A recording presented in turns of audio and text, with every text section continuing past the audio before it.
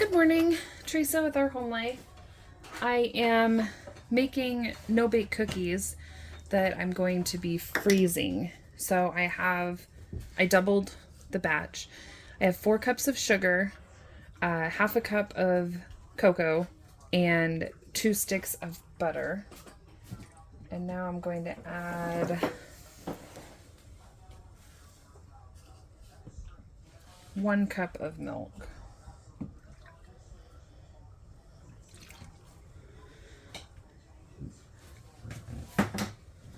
My daughter's already measured out 6 cups of oats and 2 cups of peanut butter and half a teaspoon of salt.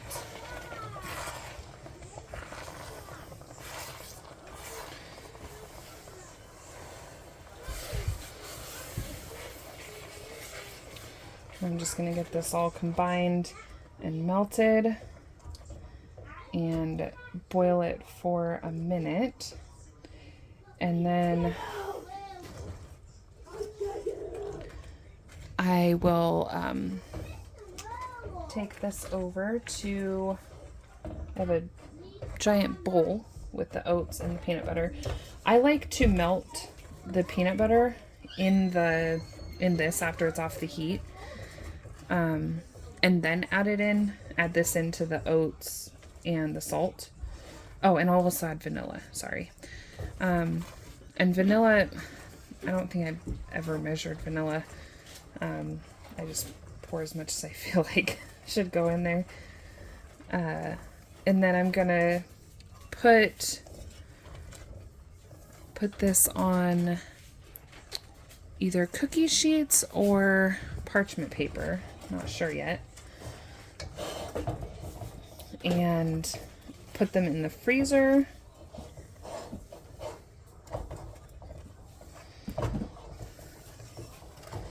And then once they're frozen, I will take them off the sheets and put them in a freezer bag in the freezer.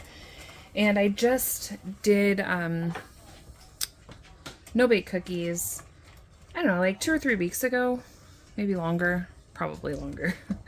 And I put like 4 of them in the freezer just to try it out before I did a huge batch to do it.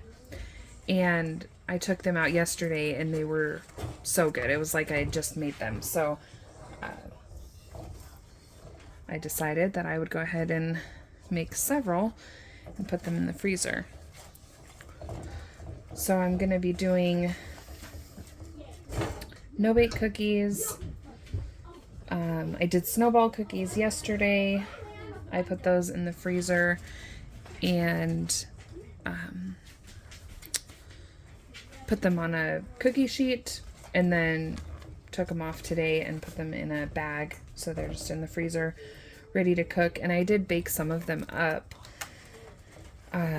just a bit ago to make sure that they did fine, and they did, because normally I'll do snowball cookies and I will put them in the fridge in a container, I roll it into a ball and then flatten it out a little bit, and I'll leave those in the fridge for a week or 2 and just cook them as wanted. And I thought this way I can make a little bit of a bigger batch and put them in the freezer and pull them out as wanted as well. So I'm going to turn it down a little bit. My stove cooks extremely hot on the top. In the oven, it takes forever to cook anything. So I'm still trying to get that all figured out with this RV oven and stove.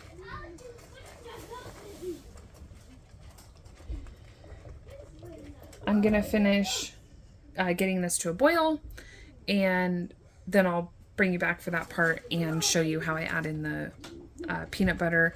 I don't completely melt it, I just try to get it a little bit softened, and then I add it all into the oats. So it's boiling now, and you want it to be a rolling boil where you can't, when you stir, it doesn't go away. it still is boiling. So I'm gonna set my timer for 1 minute and continually stir. You shouldn't walk away anytime that you're making this, like even before it's at a boil. So I'm just gonna stay here and continue to stir it, and be extra careful because this is extremely hot liquid and it feels like it will not come off your finger if you splash it up on you.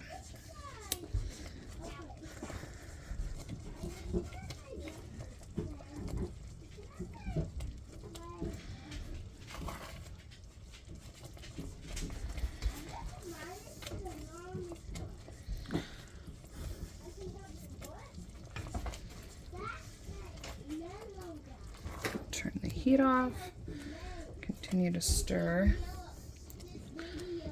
There's my timer.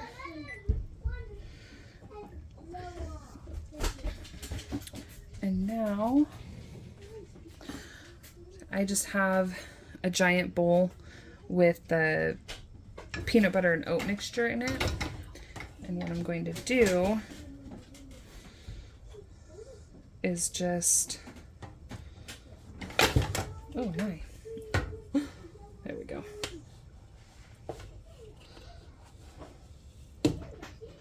It has some oats on it, that's fine.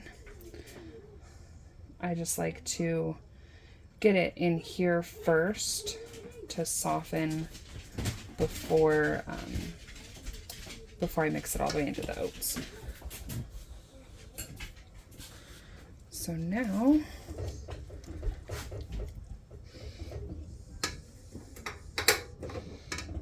I'm gonna move this over to my other counter and I'll bring you over there. All right, so we have the peanut butter isn't fully melted, but it's softer. Now, I'm just going to pour this in here.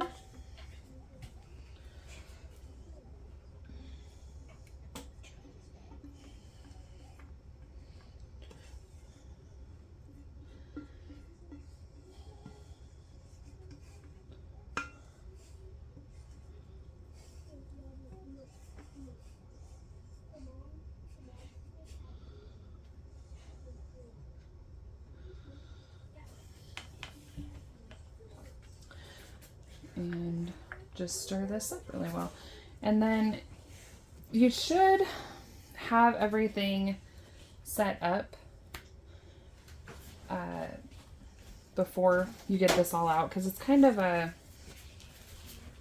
quickly moving process. If you let this sit for too long, then it'll start to harden up in the bowl, which isn't a problem really. It's just easier to scoop it out and put it on the paper if it's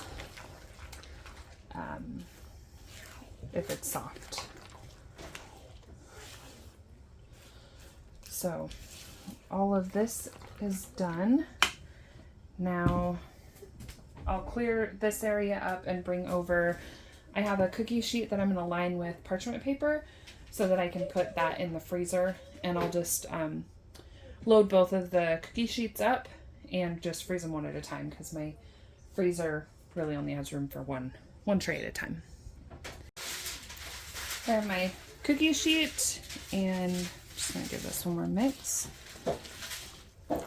I'm not going to record while I'm doing all of them, but I'm just going to show you about the size that I do and the kind of consistency that they are. So it runs, which is what I prefer them to do, and then I just kind of flatten it out. Because if you watched my snowball video, I also don't leave those in a ball shape. I just feel like it's too much in a bite, so I prefer if it's flattened out. So the normal shape is like a big ball. It should just stick there, but I don't like it that way. I like to flatten mine out. So I'm going to finish filling this sheet up, and then I will work on the next one, and I'll show you after they're all frozen. We'll probably keep a few out, but for the most part, they're just going to be frozen, and we'll pull them out and let them thaw on the counter. And then we'll have a quick snack or dessert. This is more like a snack. When the kids come home from school, they can grab one. But yeah, I'm going to finish doing this, and then I'll show you when they're all frozen.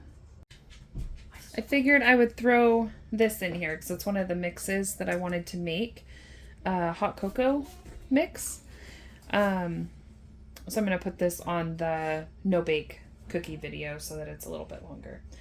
I'm only halving this because I don't like to make a full recipe of something I haven't tried before, especially if this is going to make a ton. So we need 1 cup of powdered sugar.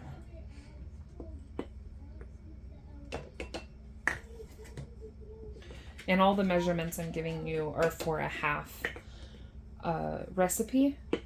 And if we like this, that was 3, sorry. If we like this, I'll write out the recipe in the box and do a full recipe down there for you. And then the recipe that I read said cornstarch and salt, and it said don't skip those. So I don't know why, but that's what it says, so I'm gonna add them in there. And salt.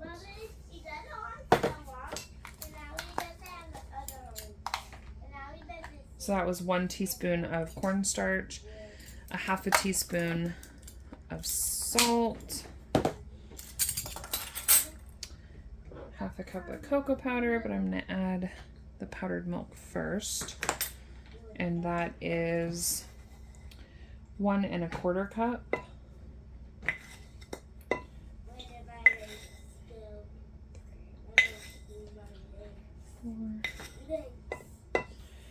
And honestly, I didn't double this or make the full batch because that's a ton of powdered milk, and that stuff's expensive, and I use this in my bread.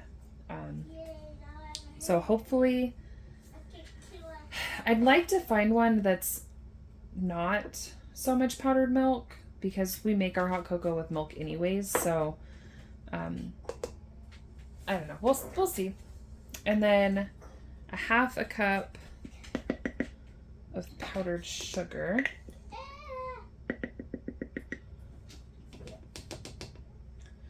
There's still quite a bit. Also, it calls for a pinch of cayenne pepper. I'm really not sure about that one. The recipe did not say that that was a necessity, so I'm not going to add it right now. I don't know what it does. But it just seemed a bit odd to me. So, what I'm gonna do is get this mixed up. I'll heat up. So how we make our hot cocoa. Actually, I'll go ahead and make a cup and show you.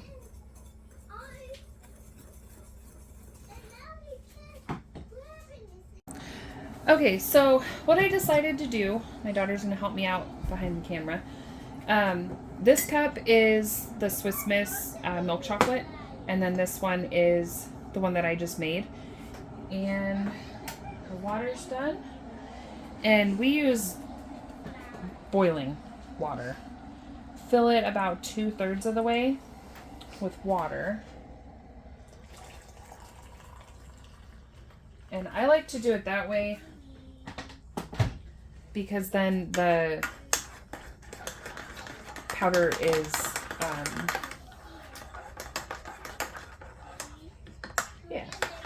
the powder dissolves when you do it that way, so you don't get a big old clump of powder while you're drinking, which would just be weird. This one is way lighter. This one's really dark. And I put the same amount. I put 3 heaping tablespoons. So this recipe says 2 tablespoons. I believe this says the same. Yeah, 3 tablespoons. But we use about a 1/4 cup whenever we make hot cocoa. So that's just how we like it. So I did the same amount in each one. And then we just fill the rest of it with milk. And that's why we use boiling water instead of just warm. Because the milk cools it down quite a bit.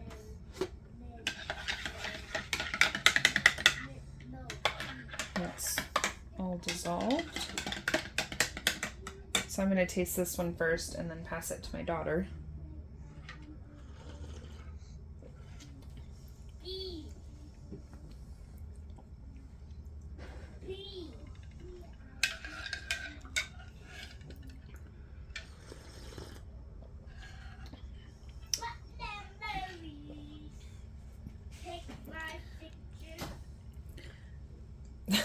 She gave me a side thumb, which means it's okay. It's definitely not as sweet, which is odd. When you look in this, though, it looks like they use like granulated sugar, and this one used powdered sugar.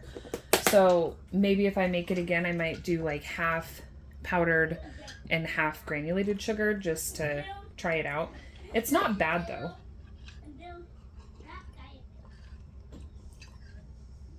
The cocoa is strong in there, like the plain cocoa flavor.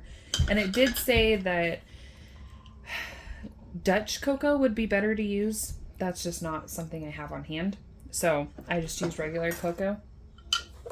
And then to finish the video out, we have the cookies that are all frozen now. So we'll be able to put these in a bag, put them in the freezer, and we've already have a handful of them missing from kiddos running around eating them. But these will make it into the freezer. I have the other tray in there now. So once those are done, it made 5, 10, 15, 20, 25, 30, 35, 40, 50. It made 56 cookies. So I think that's pretty good. For putting in the freezer, and then just get them out a little bit before you want to eat them. When I got them out, they only sat out for about an hour and were perfectly room temperature and like I had just made them. So worked out really good. Thank you very much for your time. I appreciate you watching my video, and I hope that you have a wonderful rest of your day. Bye.